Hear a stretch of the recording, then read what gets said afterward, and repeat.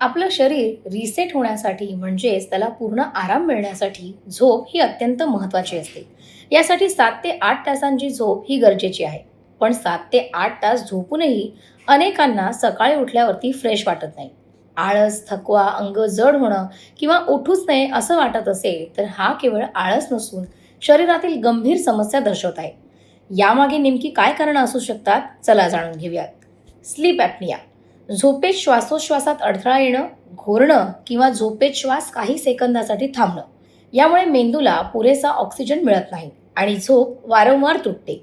त्यामुळे ही झोप झाल्यासारखी वाटत नाही. डिहायड्रेशन, शरीरात पाण्याची कमतरता आल्यास सकाळी मेलेटोनिन आणि अमिनो ॲसिड यांचं संतुलन राहत नाही. त्यामुळेही सतत आळस येत राहतो. थायरॉईडची समस्या, थायरॉईडचे कार्य योग्य पद्धतीने होत नसेल तरी देखील रात्रभर झोपूनही थकवा जाणवतो. लोहाची कमतरता अर्थातच आयर्न डेफिशियन्सी, शरीरात याची कमतरता झाली तरी देखील थकवा जाणवतो.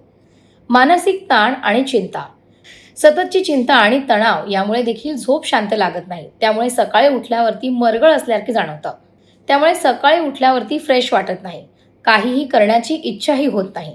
स्क्रीन टाईम, हल्ली सगळ्यांच्याच हातात मोबाईल हे सर्रास असतात. तरीही झोपण्यापूर्वी मोबाईल, लॅपटॉप पाहिल्याने मेंदू हा सतर्क राहतो आणि त्यामुळे निद्रानाश होतो. सध्या अनेकांना हा त्रास होतोच आहे. व्हिटॅमिन B12 आणि व्हिटॅमिन Dची कमतरता असेल तर शरीरातील ऊर्जा पातळी ही नेहमी कमी राहते. त्यामुळेही काहीही करण्याची इच्छा होत नाही. अवेळी खाणं किंवा दारूचं सेवन, रात्री उशिरा जड जेवण करणं किंवा अल्कोहोल घेणं यामुळे देखील झोपेची गुणवत्ता खराब होते. आता सकाळी तुम्हाला फ्रेश वाटावं असं जर वाटत असेल तर रात्री वेळेवर झोपण्याची आणि सकाळी उठण्याची सवय लावा. झोपण्यापूर्वी किमान 1 तास तरी स्क्रीनपासून दूर राहा. दिवसभरात पुरेसं पाणी प्या आणि व्यायाम करा. आणि ही समस्या सतत जाणवत असेल तर डॉक्टरांचा सल्ला घ्यायला विसरू नका.